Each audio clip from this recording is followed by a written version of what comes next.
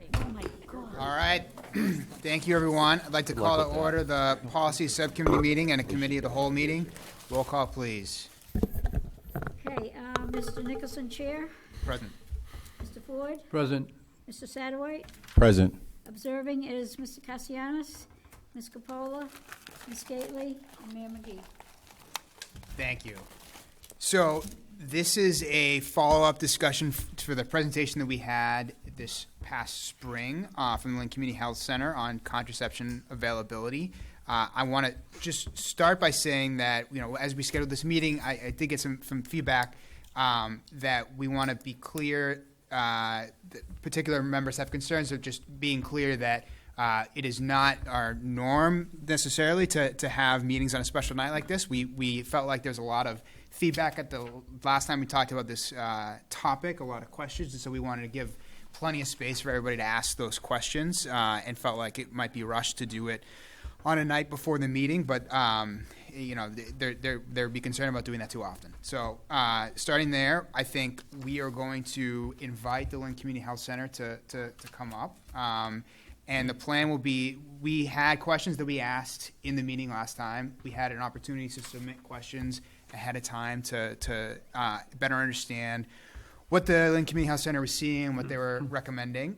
So they will be presenting in response to those questions and as a follow-up to what they presented earlier. And then Dr. Tutwiler and his team have also been researching, was looking at the questions that we had asked and thinking about these recommendations. And so they have some presentation to share with us as well. And then we can talk on the committee about next steps that we have in this process as we're evaluating these questions, if that sounds okay to everybody. Great, so I invite the Lynn Community Health Center to come up and present, please. Good evening. Good evening. Good evening. My wife was very excited that I got to come here on a Monday night. Where else would you rather be? So thanks for inviting us again to talk about this very important topic. Last time, the biggest question from our side was what are the various school districts doing in terms of the school districts that surround us, in terms of what are they offering in terms of what we were asking for. And then second, the homework that you had for Dr. Tutwiler and his team is what governance structure did those school districts sort of pursue as they were going through with this discussion over contraception in the schools. So our point person was Julie, so Julie can come up and she'll walk you through what each school is doing and what that graph means that she has for you. We can pull extra chairs up too. Yeah. Yeah.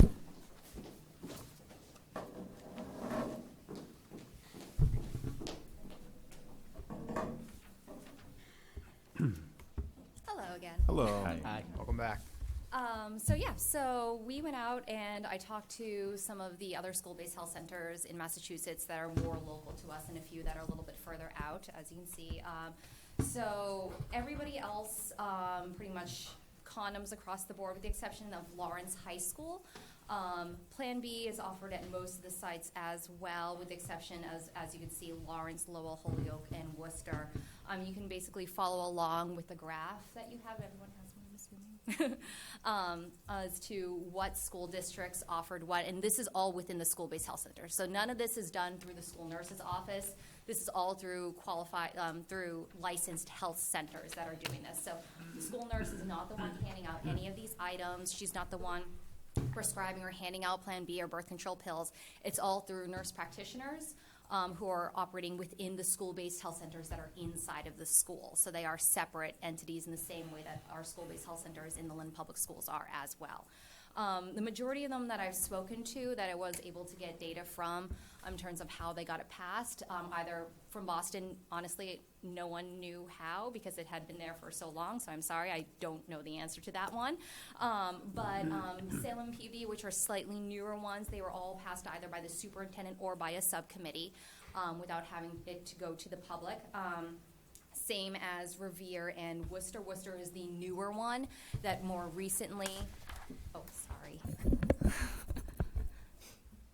Worcester is one of the newer school-based health centers that allowed birth control inside of their schools. And that one was also done through the superintendent. It did take them a little while to get that one through as well. The Revere school system, from what I understand, they did get it passed through the superintendent, and afterwards it did go up to, once it got out to the public, then it went up to vote, and it still passed. And so the majority, as if you turn to the back page, you can see the quotes that I got either through email or through phone conversations or text messages from the various school-based health centers on the specifics of how these things got passed. Most of them, they felt that their superintendents and their school committees felt that this was such an important way to empower their youth and to really lend to them the ability for them to make their own choices in a healthy way without providing more barriers, that they just pass it through without having it up to a vote or open to the public. And as you see with Revere, even once it did, it still passed. Which is always the sort of fear of backlash. When talking to students about this, a lot of times, again, we have the students come in and they are asking for these items because they are already active and they're trying to protect themselves. And that's the biggest thing, is that they want to be healthier and they want to access these items. And we have to say, no, I can't. I'm very sorry. Go down the health center, go to CVS. And the truth is that they don't always make it there. We would love it if they all did. It would be great. None of us would have to have this conversation. But they don't. And for various reasons across the board, they don't. And that's why we're here. As you can see, more reasons of why we would like to have at least some of these items allowed in our school-based health center. Last year, there were 57 pregnant minors in the city of Lynn. So these are only pregnancies of those underneath the age of 18. And of that, 7 of them were their second pregnancies. There were, in September alone, so the month has just ended, today was the last day of September, there were 21 cases of chlamydia in the school-based health centers. This includes the middle schools. These are very preventable with condoms. We do talk about condoms all the time. We talk about this is the only way you can prevent STDs. We, of course, prefer that they would go with abstinence. We would prefer if they don't do any of these things. But the truth is that they are. They're experimenting. They're exploring themselves. And by at least being able to offer condoms, we can help prevent chlamydia. There was a lot more chlamydia last year, so 21 actually is sadly a better number. And this includes, again, the 2 middle schools that we are in and the 3 high schools. And this does not include the partners who are within the city of Lynn who perhaps attend KIPP Academy or Effect O'Leary. These are just the ones that we were able to capture at our sites, the 5 sites that we are in for this age group. Whenever I have to have the conversation with kids about chlamydia and give the not so happy news that they have chlamydia and they do have to inform their partners, they always ask, well, how do I prevent this? And again, the idea is condoms, and they always ask, do you have any? I'm like, no, I do not. And so one of the great things about this is that we would be able to help boys and girls protect themselves both. It is everyone's responsibility to be able to do this. In addition to preventing pregnancy with birth control, one of the other things that we can help manage with the parents' presence, of course, is, simple things such as dysmenorrhea, which is a heavy period. Today I actually had everyone synced up, but I had 3 girls come in today with very heavy periods, and they were talking about their heavy menses, and we discussed with their moms on the phone, birth control pills are very helpful, and, we can send that to the pharmacy. We're having some pharmacy issues with them getting to the pharmacy, even with their parents' permission. And again, this is something that'd be great if we can just hand it to them, because girls are missing class from this. They're coming down. Yes, ibuprofen helps sometimes. It honestly doesn't help all the time. And so this would be another reason to get the kids back in school, stay in class, and be more present instead of sitting there kind of fussing, I suppose. It's a nicer way of putting it. But, yeah. Is that Why don't we take a couple questions, response to the material, but then Dr. Tawala is going to have a presentation. Yeah. okay? Go ahead. Thank you. Mr. Zadaway. So I think that we're all in agreement that the health and well-being of our students is our priority, and that's important. It's for all students. This seems more geared towards the female population, but condoms obviously are something that we're talking about too. Is there a reason why Everett has that procedures once a month for the next planning and IUD. Yes, so at Nexplanons and IUDs, they do require sort of a two-person system because it has to be a sterile procedure. So it's something that I would need someone to help like hand things to me so I don't start touching all the other things. And so in Everett, from what I understand, it's that they have an assistant come in once a month at the school to help them do that. The Boston Public School System does not offer it for the same reason, but those kids do just end up at BMCs, Boston Medical Centers, adolescent clinic. They have a little bit more easy access to that than we necessarily do up here. So at this point, we're not requesting Yes. either Nexplanon or IUD for the Lynn school system. Mostly, it's a minor surgical thing and a procedure, and it gets more complicated. Yeah. And we have to have all kinds of other GP approvals. So at this point, we're not requesting. Yeah, we're just requesting condoms, birth control pills, Plan B, and Depo-Provera, which is the shot that lasts for 3 months. And that's it. I'm sorry, I'm used to just rattling them all off.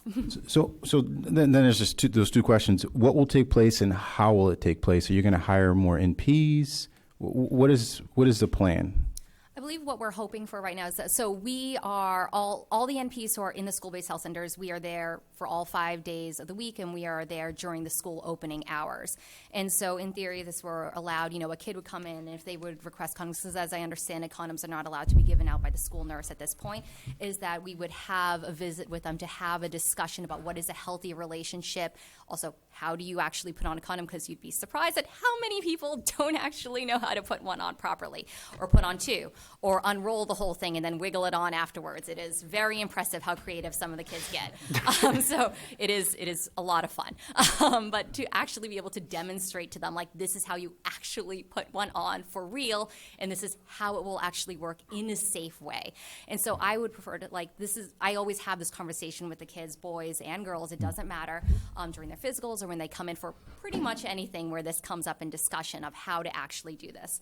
Do we have any male NPs that can talk to the male students? We have male NPs at the main health center, not at the school-based health centers. I have never had a problem with any of my male students coming and asking me for any of these things. They come in and they usually have some sort of other question, like a back pain from sports, and then eventually they're like, I also have one more question, and then it ends up being, a 30, 45-minute conversation of unpacking everything that they have vomited out onto my table, which is great. I love it. But I have yet to come across an issue with this with the young men. I think the idea behind any of the medical providers we have at the health center or the school-based health centers is that if we appear calm and relaxed and not fazed by anything, they are calm and relaxed and not fazed. Boys, girls, it kind of doesn't matter. They're all just, they know it's a safe place for them to ask questions. Some of them even end up asking the school nurse, and if any of you know school nurse Jackie at Lynn Tech, they will ask her lots of these questions, and then she will either redirect them to me or have them come back, and we'll all have a conversation, the three of us together sometimes, in a way that we can explain to them how to be healthy and how to protect themselves. And as far as the Plan B and birth control pills and the Depo-Provera, that would have to be done obviously as also a visit with the nurse practitioner, because these are medications. The way that we go about talking about any of these is the same way we talk about amoxicillin. What are your allergies? What are the contraindications? And in this, you are making a decision for yourself to be doing this. We always prefer that they tell their parents. And I explained to them, if you need help telling your parents, I am more than happy to sit down and break that ice with you. I promise no one gets murdered, because, of course, everyone's big fear is my mom is going to kill me. No one has been murdered yet. It'll be fine. And we have that conversation with them. A lot of times we can talk to their parents on the phone, or mom comes in, to have a different conversation. And I'm like, well, now that you're here, we can have this conversation together. And in the case scenarios that, of course, Plan B is a more urgent matter, and that needs to happen probably within the next day. For those conversations, this is a medication you're taking. These are the contraindications. We have a handout. They have to read the handouts, and they have to explain it back to me. So the way that I always do it is that I'm a very visual learner, if you can't tell from all the handouts. And so I will write down and explain to them exactly how it works in their bodies, ask them at every step, do you have a question here, a question here, a question here, and make sure they can explain it back to me. Because the way that I see it is that we are teaching them to be adults one day, to make these decisions on their own. And if they are deciding to make this decision now on their own, they have to actually know how to make a decision. I don't want any of the kids to come in willy-nilly like, oh, I'm just going to do this, and it's going to be totally fine. I can do this once a week. That's not how any of this works. It is a full conversation of keeping you safe on a long term. My goal, I tell them all the time, because I'm a pediatric NP, is to get you to 25. I just need you to be an adult and a functioning member of society. That is my goal. And if this is part of that, then that is what I want you to be able to do. And how's communication with the primary care to make sure you're on the same page? So, yeah. Quickly. And so the other thing that Julie forgot to mention is that compared to the number of visits we do for primary care in general, we're expecting this to be a very Yes. Small. So if we're talking 60 pregnancies, maybe 180, maybe 200 visits, maybe 300 visits, that's really nothing for our capacity. So we're very confident we have more than enough capacity to handle any of these visits, because we generally, like in a school, Julie generally has a receptionist that works with her, and then she'll have behavioral health, either one or two therapists that are also there. So in terms of just volume-wise, we don't expect this to be An increase. we don't expect it to be a really big issue in terms of staffing. Okay. So that was the question about hiring more MPs. Right. Okay. Yeah. So we think we have more and more than enough. Okay. And obviously, and believe me, they would let me know Okay. if they felt they needed more. But at this point, we don't think that would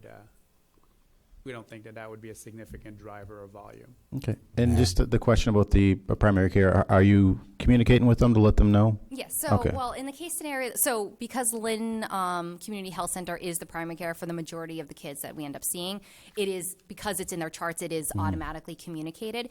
In the case scenario that the kid is not a Lynn Community Health Center patient, we talk about it and we do explain, the way that I at least go about it is I explain to them, you need to let your primary care provider know. And in the case you ended up in an emergency room for some ungodly reason and they ask you, are you taking any medications? The answer is yes. You need to tell them what these things are.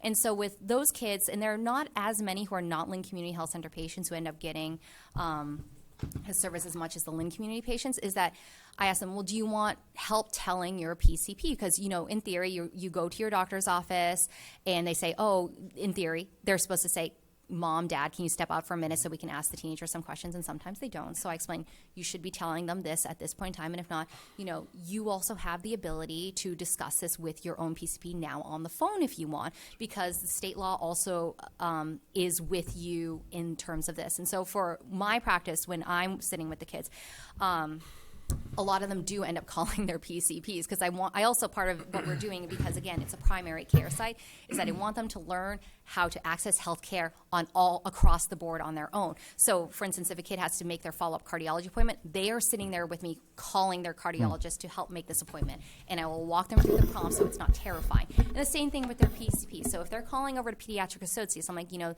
this is what you want to do, you should probably let them know. And I will have them sit there and I will have them dial. I'll have them click all the little numbers to get to the nurse and explain to them, like, is this confidential? They're talking to their nurses on the other end, and hopefully it actually makes in the record. I have no idea if it does. I'm on my side of things, but I do encourage them and I do walk them through if that's what they want me to do. Now, if the kid says, I do not want any help in this at all, I can't do anything necessarily, because that is their choice.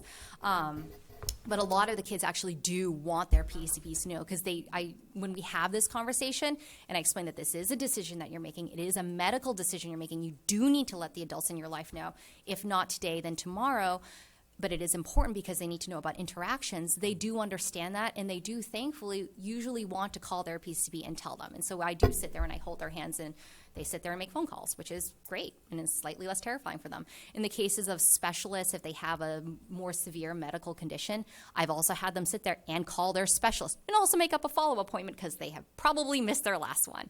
And so they do tell this to their specialist. We had a case scenario where we had a kid who had to talk to her specialist and explain what she wanted. And I said, you have a more complicated medical background, I want us all to be on the same page to make sure there's no contraindications. And so, with their permission, they called their endocrinologist or cardiologist. I can't quite remember which one it was. And they spoke to them about this, and they had all their questions, and the NP on the other side answered them, and it was great, and we were all on the same page. And they ended up telling their parents. It was just one of those things that they felt that they had the power to have this ability to make these decisions, and that's, again, what we're trying to aim for. Thank you. Yeah, go ahead, Mr. Ford. You mentioned that there were some medications that we didn't have on hand that we sent them to the pharmacy to get. What would it take to have these in-house, or is just pending our approval, that basically? Yep, that's pretty much it. There'd be no, So this, yes. yeah, those four. Okay, thank you.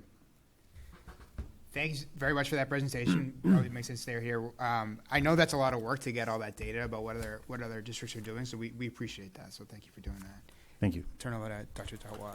Yeah, this is actually going to be pretty brief because what Julie, I believe her name is, did, we also did in a far less elegant fashion.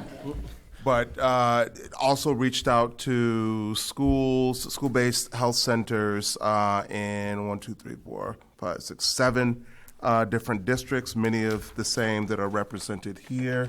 To have the conversation about what was offered, but also to understand what policies were in place, what processes they engaged to get to the point where they are. And I think this is also ground that Julie covered pretty substantively. There are no districts, Peabody, Salem, Revere, Boston, Chelsea, Charlestown High. None of the folks that I spoke to are working in a district where there is a live policy in place. There's just one case of a school committee voting to approve the availability of these contraceptives and the ballot question that Revere had that Julie spoke to. And in Boston, there is a superintendent's circular, which is close to a policy. It's not a school committee policy around condom availability, and this is separate and apart from the school-based health center.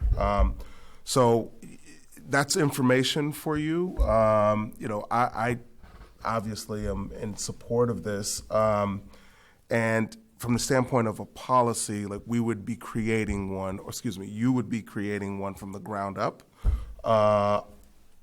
Or if you decided, as other districts have, Peabody in particular, a vote would be in keeping with the way that they made this happen in their district.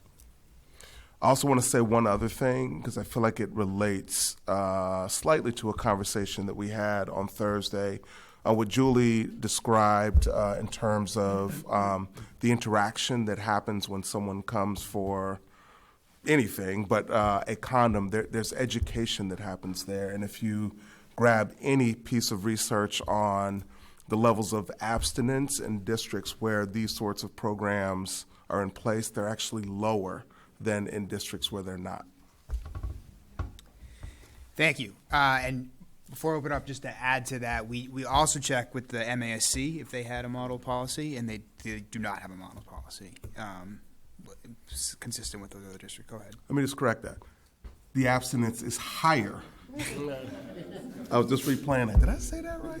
I didn't. Abstinence is why didn't somebody say something? I was confused.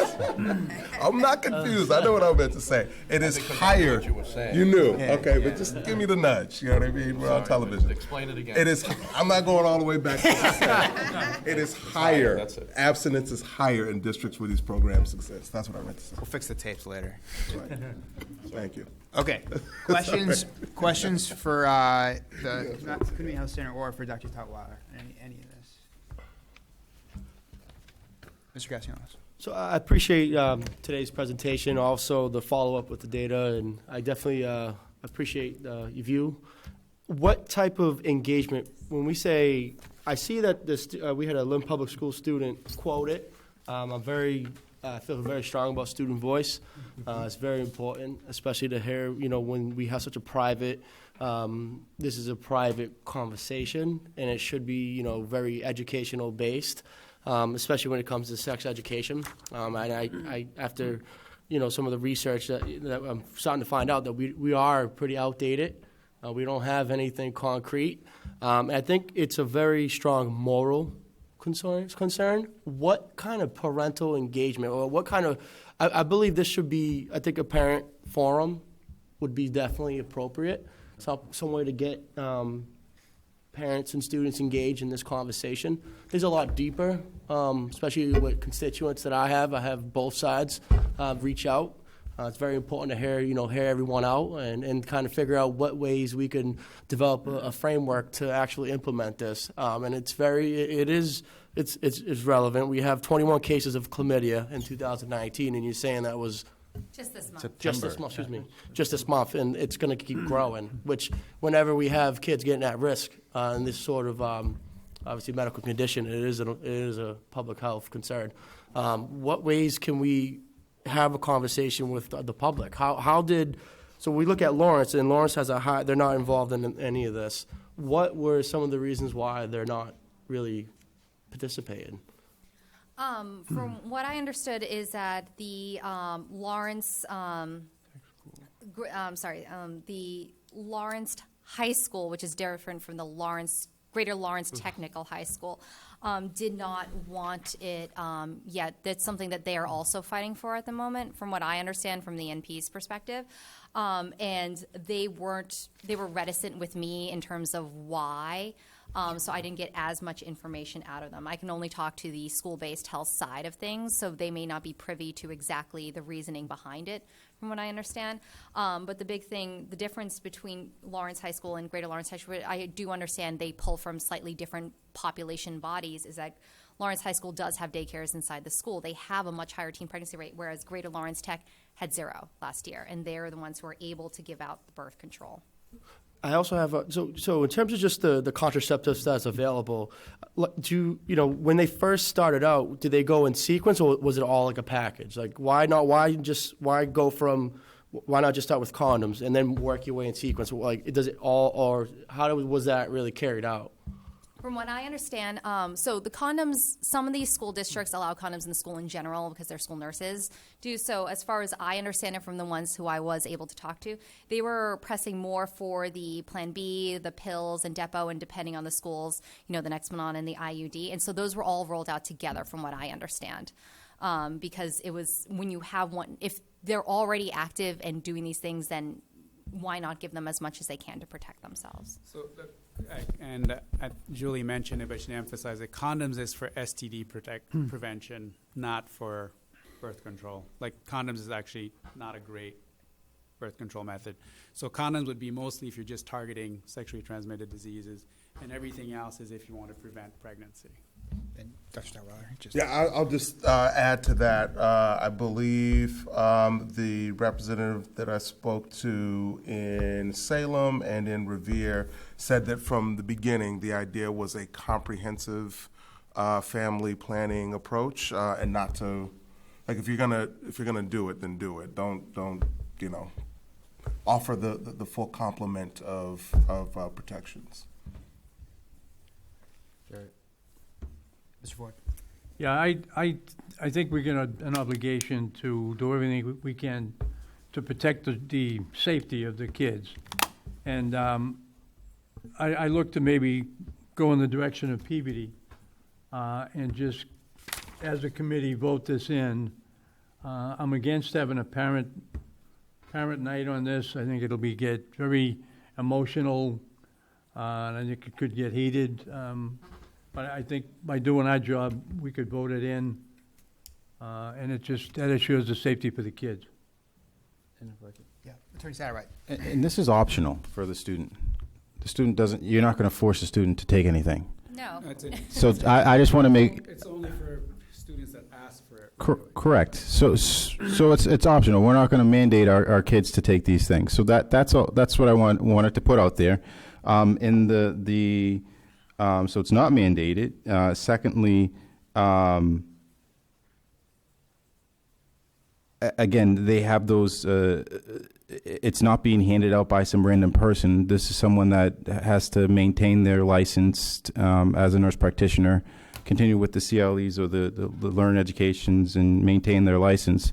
So if a student doesn't want to use a condom or get Plan B or whatnot, they have the choice not to, and you advise them of that as well, because as a medical professional, you're going to say, you can do this or you can't, and this is what will take place, correct? Yeah, no, I actually have that, I actually have that conversation with them a lot, because when they come in for, let's say, pregnancy testing, or honestly, even STD testing, it's very interesting. They'll come in and they'll ask about symptoms of STDs, and I'll ask them to, we can certainly test you. Can you go pee in the cup? They're like, I don't actually want to pee in the cup. I'm too afraid to know what the answer is. I'm like, we are having this conversation already, my friend. But even at that point, it is their choice. I'm not walking them into the bathroom and forcing them to pee. I'm not shaking any urine out of them. And the same thing when it comes to any of the options is that when I have the conversation of like, okay, well, you're scared today, you're worried you're pregnant, you're not pregnant today. Congratulations if that's what you have wanted the answer to be, but how do we prevent this in the future? And they are actually, and I have this conversation a lot where they say, I actually don't want anything. I said, that's your choice, because the whole idea behind my body, my choice is that it is their choice. If they don't want anything, that's fine. My job, and I say this all the time, is to educate them and to give them the tools. It is their job to make whatever decision that they want. And if they have decided they don't want this, then that's what they decide. And another reassuring thing is that we sort of forget to mention it, but we're federally funded. Like about 10% of our budget comes from the Fed. So all the rules for us around family planning and therapy and all that are all fall under so it gets reviewed by the federal government and approved by the federal government. So in terms of sort of background, in terms of what also limits us legislatively. And in addition, Julie, for instance, is also working at a site that's certified and supervised by the Massachusetts Department of Health. So in addition, there's their requirements and their rules that we also follow. So it's not that Julie is sort of a lone cowgirl out there doing her own thing. Rogue, yeah. We're followed pretty severely in terms of how we're audited. And obviously, with the federal government, they're very keen on knowing everything that's happening around family planning. So there's actually a separate section in our reports and our audits where we talk about family planning. So we're controlled pretty closely by our various stakeholders. Ms. Gately. I'm just curious, going back to what Brian was talking about, the parent involvement here. If you go to a pediatrician's office, right, say a student comes to you with their parents, how much information would you give the parents about these different types of So I have, I work at the main health center as well, and in my previous job before school-based health, I had this conversation with parents, and a lot of times parents just do have a lot of questions because there's a lot of misconceptions about birth control, especially from back, even when I was a teenager, IUDs were very different. And so to have that conversation with them, I do answer all their questions. I do explain to them, all the options, especially when a parent comes in, they have these questions. A lot of times parents do have questions. They know, some parents know that their child is sexually active or they're not sexually active and they're just worried that they might be one day. And, those wonderfully responsible and open parents, they will have these questions and we answer them and we give them all the same information as we do the kids. Nothing is different in terms of the education. Is there, sorry.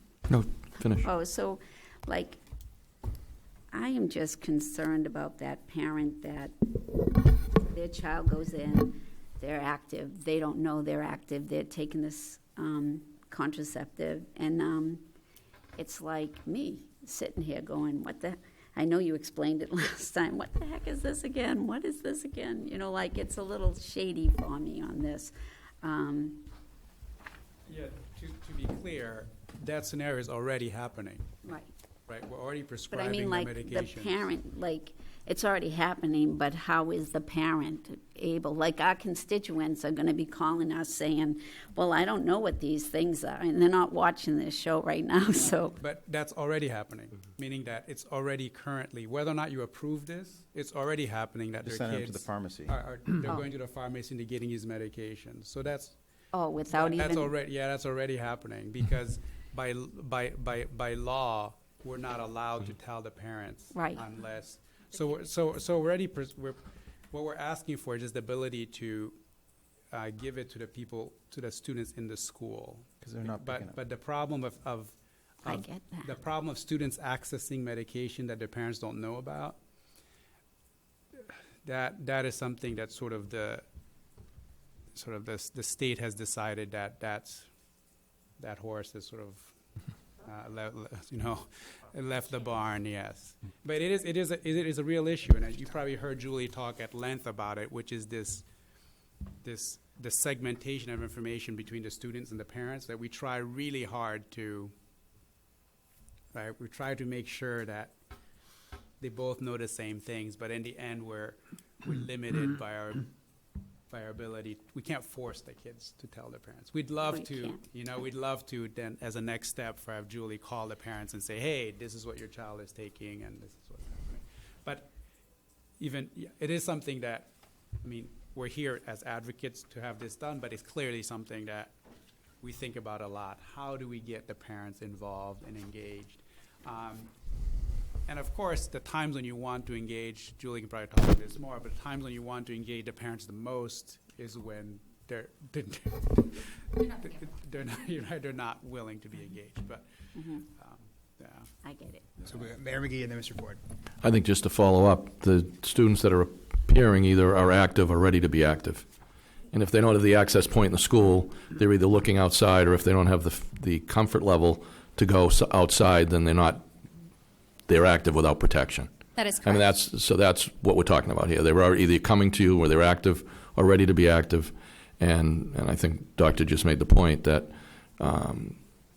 under current law, they can get access to somewhere else if they know where somewhere else is. Yeah, that's correct. These are kids, we're not going to be going out and advertising it on like the sidewalk with a sandwich board.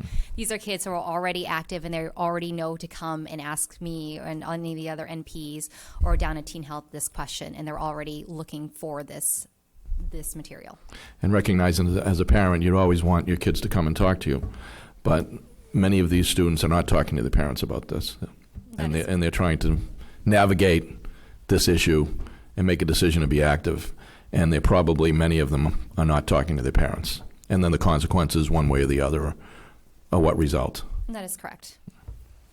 Mr. Ford. I think one issue also is the fact that a lot of the parents aren't aware of the emancipation rights that the kids actually have.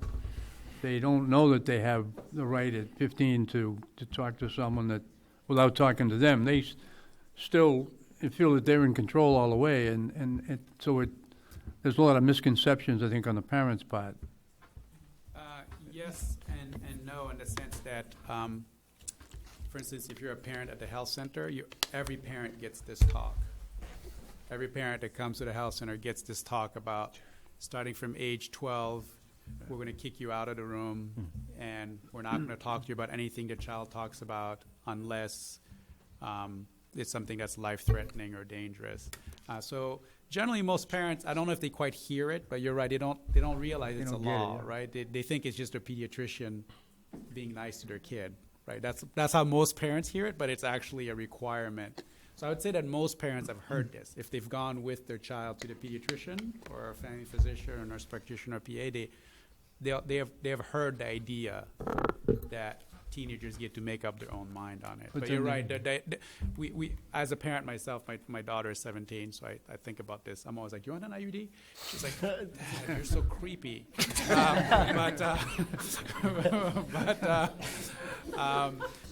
I do think about that all the time. My parents, we have this misconception that we're in control. Yeah. Does someone else on your team want to? Yeah. We can be plenty of chairs. Hi, my name is Linda Galligani. I'm the team medical director for the school-based health center program, and I'm also a pediatric nurse practitioner, and I've been at Lynn Community Health Center for 21 years. even though I don't look like I'm that old. I was just about to say that. And I can tell you that any provider who deals with children, this conversation starts long before the kids are sexually active. You know, you start at 10, or, you know, you start at 4 years old teaching them about stranger danger, and then you go forward and you teach them about bullying and computer safety. And all of this is a constant conversation every year. So when they're 12 and 13 and they're going through puberty, you talk about that. And you talk to the parents about what you're going to be talking to them about. So this just doesn't come out of left field for these kids, and it doesn't come out of left field for the parents. And although it is all protected under the confidential rights of minors, most of these parents have heard this conversation with the pediatrician or provider, because that's what pediatrics is. It's, you know, anticipatory guidance from the time the baby's born until they're 18 or 19 or 21 years old. And so it doesn't come out of left field. And as they get older, they get used to the kids having a visit alone with the provider. So it's not something that they haven't heard before. Just one point, parents know the rules, but I think when you look at, well, not my son, because it was someone I worked with who was very involved in the health community, and they came out with the teen survey that said 38% of the kids in the 8th grade are active, and she looked at me and said, well, not my son. So it was the other 38%. But I think that's how parents, in their mind, they don't, that's what I was trying to say about they don't really believe that the rules are the rules. In all the years I've been doing this, I've had only one parent who got really angry, and she called me on the phone. And when I explained to her why I did what I did, and she was grateful that I protected her daughter. And many of them know that their kids are sexually active, they just don't want to say it out loud. And so many of them, by the time they get involved, they already know what's going on, or they have an idea that's going on. And most of them are grateful that someone has spent the time to educate their kids and protect them. Thank you. Dr. Talwar. Just a final note to build on that. I spoke to 4 superintendents who are leading districts wherein these protections are currently available. And between that group of folks I spoke to and the number of years they've been working in the district, only 2 parents have come forward to push back on it. That's an anecdotal report. And I say that only to sort of drive home the idea that there's broad community support in those communities for that initiative. Thank you. Just, I may have spoken about it in the past, but when I was a member of the House and then into the Senate, I was involved in Teen Parent Day and very involved in teen parenting issues and the challenges that teen parents face related to, and it started out as a small group and it turned into hundreds, if not thousands, of teen parents coming to the State House and looking for the support they needed to finish their education, how do they support their children, and the real challenges that teen parents face. And we're talking about 57 teen parents last year in the Lynn schools. And so knowing the real challenges that teens face and the opportunity to, when they become active, help prevent that. And one of the major discussions we had during those teen parent days and those issues, not only during the days but in the legislature, was about protection and was about understanding the consequences of, or resulting consequences of not having these options available. So it's something that I had a chance firsthand to see and support, obviously teen parents, but also to see the real challenges that teen parents face in finishing high school and trying to move on and what it means to their children that they're having as teens. So this is, this discussion obviously is a challenge when you're talking about parents, but just as importantly, it's about, as I said earlier, that they're active or they're going to be active and they're looking for guidance on how they can prevent both chlamydia and the other sexual transmitted diseases, as well as recognizing that pregnancy is also something they're looking to address. So, I really am happy on the presentation, and I think going in this direction, from my perspective, is the right direction for the Lynn schools, because it's about the kids that are being impacted by not having that option and not having the ability to, in an easy location with someone they trust, have this kind of honest discussion. And I think the important point that was made earlier was that the education and the discussion with the young people in the schools is happening because they're willing to come. If it's not available, those discussions probably aren't happening. So I think it's other communities have seen I think the wisdom of doing this, and I think even though there is always pushback on these type of issues, it's something I think that we in the Lynn schools, I think it's a sensible move forward to follow the lead of really our surrounding communities. Thank you. Ms. Capola. I agree it's necessary, but I kind of support what Brian is saying, because we have been, for different issues that we have presented or passed things on, in particular, like trying to build a new middle school, and people saying we do things without letting them know, the community know. I think it's important just to do a parent forum, for the same reasons, honest discussion with parents. We may not have a full crowd here, but, if we have 25, at least we're up front and we're not voting on something that haven't given students and parents an opportunity to just be able to speak or ask questions or hear what we heard today that maybe will put them in a more comfortable position. But I do support it, but I do think that we're in a predicament where we should really not vote on something first, but just offer that next step of letting our parents know in an honest way this is what we want to do and why it's so important for our students. Attorney Satterwhite. Just to follow up with what Donna had said, you were here, 2 months ago? Yes, June. June? And we were all surprised by the topic, and Dr. Tutwiler apologized for the fact that we didn't know what the discussion was about. But we put it out there. I think parents knew we were going to come back to the topic. This meeting was publicized regarding the open meeting laws. When I posted on Facebook and try to get feedback from parents, the majority of them, I'd say probably 90% of them, were in support of it. But I don't think that this is a surprise. I think it was a surprise last time. And we've had more than enough time to soak in the information, to obtain the information. I'm one for transparency and having parents' voices heard, but I think that the steps that we took were for that particular reason. We didn't schedule it a week later. We didn't schedule it 2 weeks later. We scheduled it now. We waited to get information that I think is important. And again, the biggest thing here is this is optional.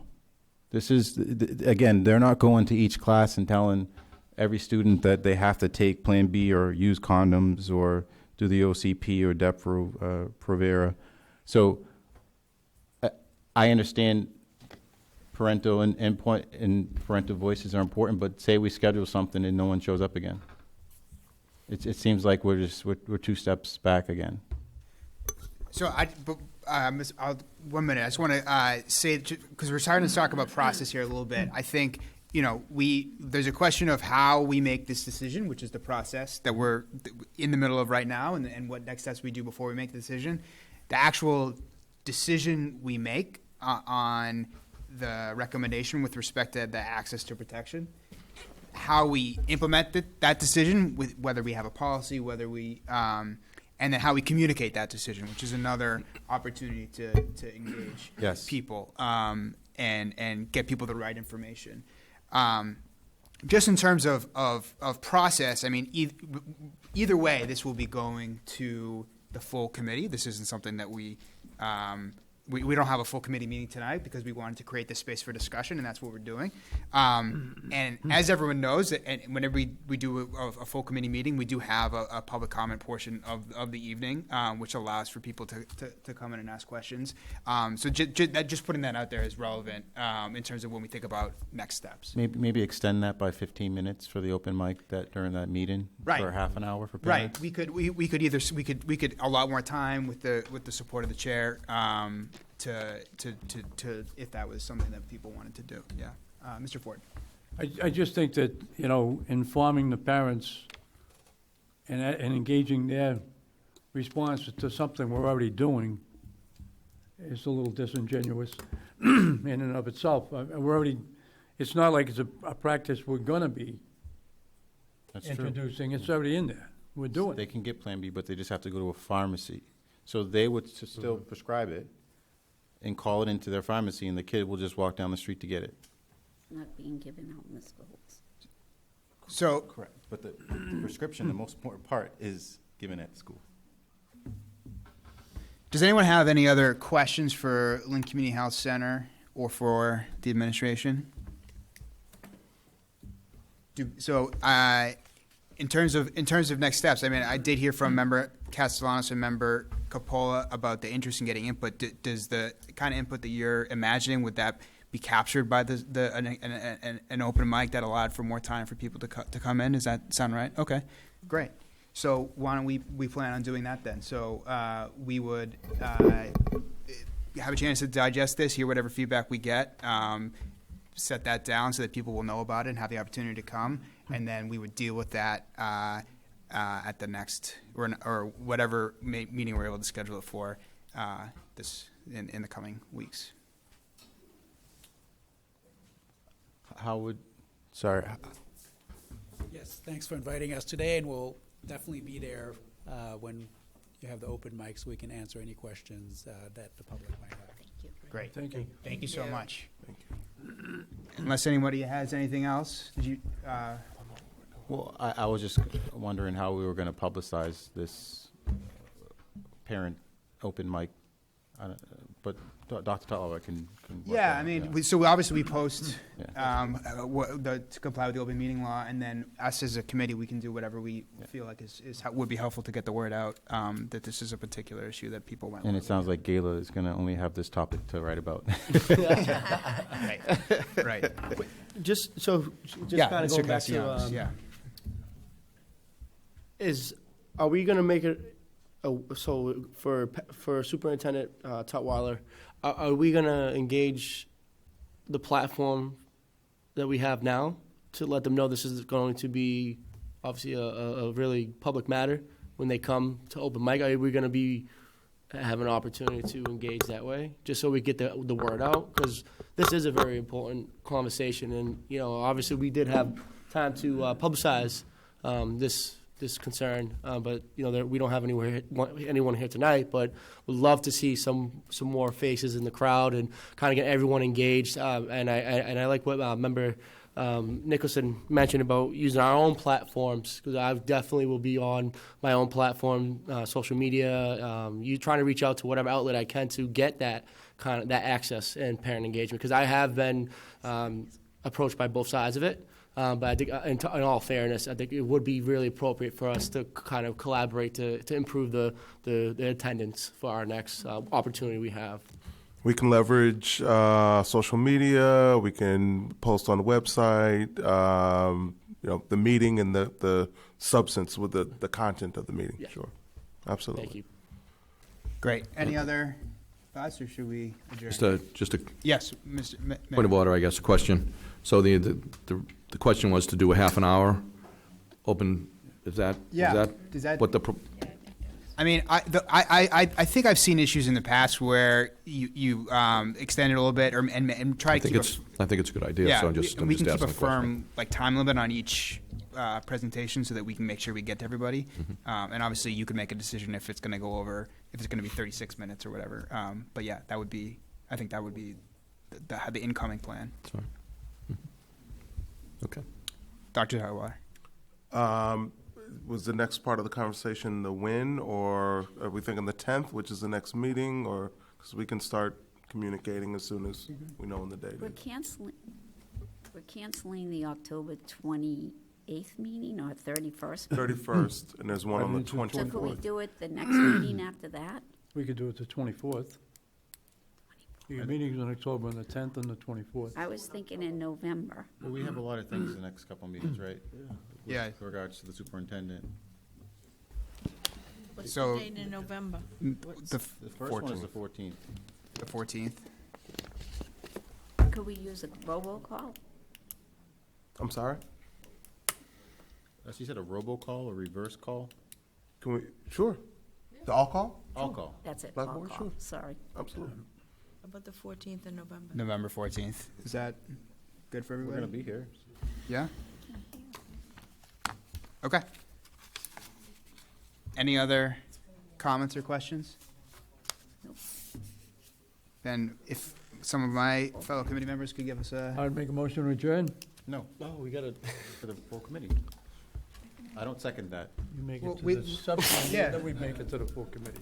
There wasn't any motion. we don't need to, we can have a subcommittee meeting the next meeting to, we don't need to send it to the full committee. So why are we going to have another subcommittee meeting? For the committee of the whole. It just, the whole process is we have to send it to the full, which is what you said we were doing, so we can have a discussion as a full committee. So we can have another subcommittee meeting before the, We can do Yeah, that, but it just yeah, seems yeah. like a waste to put. well, I mean, Whatever, yeah. yeah. Yeah, whatever you want to do. So you made a motion to adjourn. Motion adjourn. I'll second that then. All right, made and seconded What, can I Roll have that call. motion, please? to adjourn. We'll make it a roll call since it was controversial. Really? Ms. Cassianis? yes. Ms. Capola? No, this is just the subcommittee. No, subcommittee. I'd say yes. That's right. Oops. Whoops. Mr. Ford? Yes. Ms. Nicholson? Yes. Mr. Satterwhite? Yes. Motion to adjourn passed. Jared, so another.